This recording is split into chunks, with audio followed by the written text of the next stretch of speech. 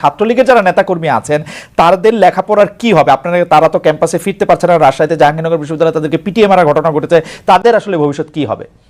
এই দুটি ব্যাপারটা যদি একটু বলেন।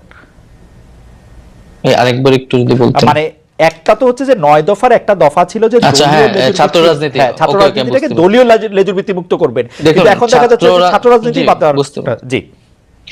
দেখুন, ছাত্র রাজনীতি নিষিদ্ধের কথা কিন্তু মানে আমরা বলছি না, বা বৈষম্যবিরোধী ছাত্র আন্দোলন থেকেও বলা হচ্ছে না সরাসরি। মূলত সাধারণ শিক্ষার্থীদের জায়গা থেকে এটি আসছে কেন এটাও আমাদের একটু বুঝতে হবে যে আমাদের কিন্তু শিক্ষার্থীদের একটা দীর্ঘদিনের ট্রমা রয়েছে, যে একটা ক্ষমতায় সরকার যায় এবং তার ছাত্র সংগঠন সেখানে ক্ষমতা চর্চা করে, দখলদারিত্ব করে এবং শিক্ষার্থীদের উপর নির্যাতন করে। এখন সামনের আমরা এখানে এখন না হলে অন্তর্বর্তীকালীন সরকার, কিন্তু সামনে যদি একটা রাজনৈতিক দল ক্ষমতায় আসে, তার ছাত্র সংগঠন যে একই কাজ করবে না সেই নিশ্চয়তাটা শিক্ষার্থীরা চাচ্ছে, এবং সেই ট্রমা থেকে কিন্তু সারা এই কথাটা বলছে। কিন্তু আমরা মনে করি যে এটি কোনো সমাধান নয়, ছাত্র রাজনীতি অবশ্যই থাকতে হবে। সেক্ষেত্রে দলীয় লেজুর ভিত্তি মুক্ত করেই স্বাধীনভাবে ছাত্রদেরকে কাজ করতে দিতে হবে, রাজনৈতিক চর্চা করার সুযোগ দিতে হবে।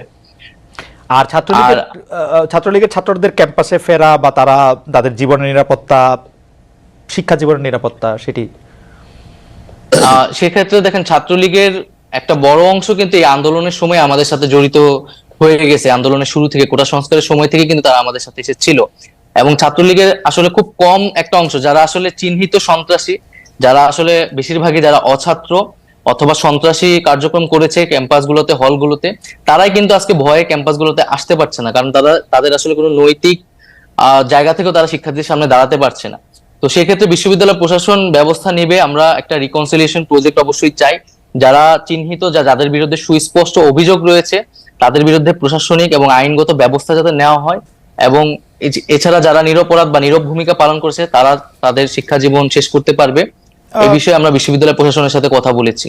মানে অনেকে এরকম একটা বলছেন যে যারা আসলে ক্রিমিনাল অ্যাক্টিভিটির সাথে জড়িত ছিলেন তাদের বিরুদ্ধে তো মামলা, তারপর আইনি কার্যক্রমগুলি হতেই পারে, কিন্তু শুধুমাত্র আরেকটি দল সমর্থন করার জন্য তাদের বিরুদ্ধে যাতে কোনো মানে ব্যবস্থা না নেওয়া হয় সে ব্যাপারে নিশ্চয়ই আপনারা দেখছেন। মানে ব্যাপারটা যাতে আইন নিজের হাতে না তুলে নিয়ে সেটি যেন।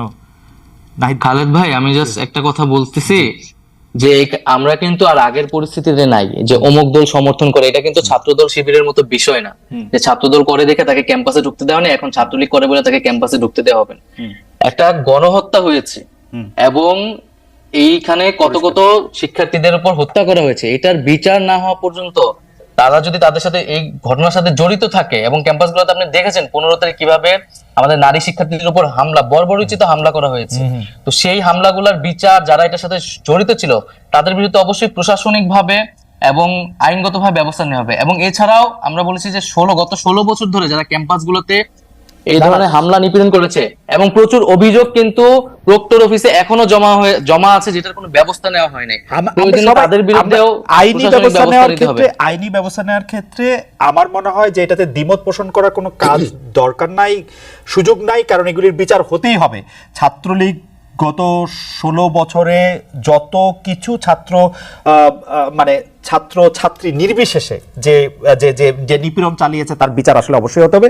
আমাদের শুধু কথা ছিল যে সেটি যেন আইনি প্রক্রিয়ার মাধ্যমে হয়। শুধুমাত্র আপনি এটি পরিষ্কার করলেন যে শুধুমাত্র ছাত্রলীগ, ছাত্র শিবির, ছাত্র দল বলেই তাকে ক্যাম্পাসে ঢুকতে দেওয়া হবে না, এরকম কোনো কিছুর ব্যাপারে আপনার সিদ্ধান্ত নেন। আপনাকে ধন্যবাদ। আমি একটু এনিভাইয়ের কাছে যেতে চাই। এনিভাই, আপনি জানেন যে দলের মাননীয় মহাসচিব, মানে বাংলাদেশ জাতীয়তাবাদী দলের মাননীয় মহাসচিব পরিষ্কার বলেছেন যে ছাত্র রাজনীতি বন্ধের বিরোধিতা করেছেন। যেটি ছাত্র রাজনীতি বন্ধ হিসাবে আপনি এটি দেখছেন, সেটি আপনি আসলে কিভাবে দেখেন? বৈষম্য বিরোধী ছাত্র আন্দোলনের যে স্পিরিট ছিল, যে দলীয় লেজুর যারা করছেন সেই সব থেকে ছাত্র রাজনীতিকে মুক্ত করা, তার সাথে আপনি স্পিরিটের দিক দিয়ে একমত কিনা?